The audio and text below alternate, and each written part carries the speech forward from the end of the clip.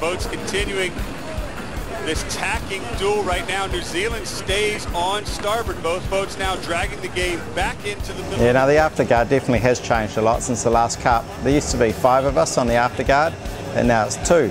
And you know, it really has changed and evolved, but that's purely because the boats are a handful to sail and you're understaffed.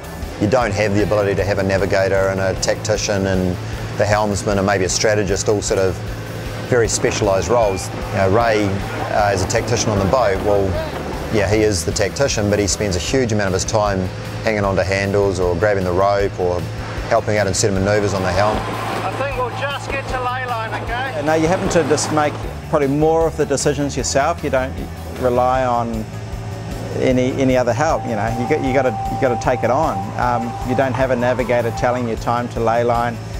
You don't have someone up the top of the mast telling you what's happening up the course. More dinghy style sailing, really.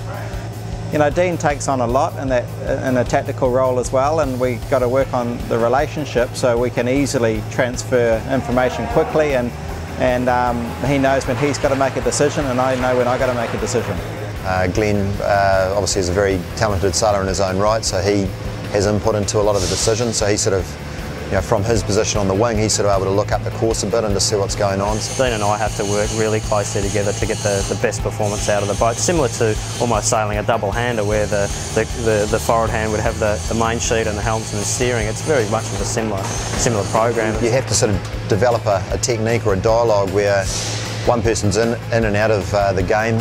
Effectively, the communication and that relationship has to be established, that you're instinctively knowing what the other person's thinking and vice versa. So spending the time on the water, you know, working on that relationship is key to getting the maximum performance out of the boat.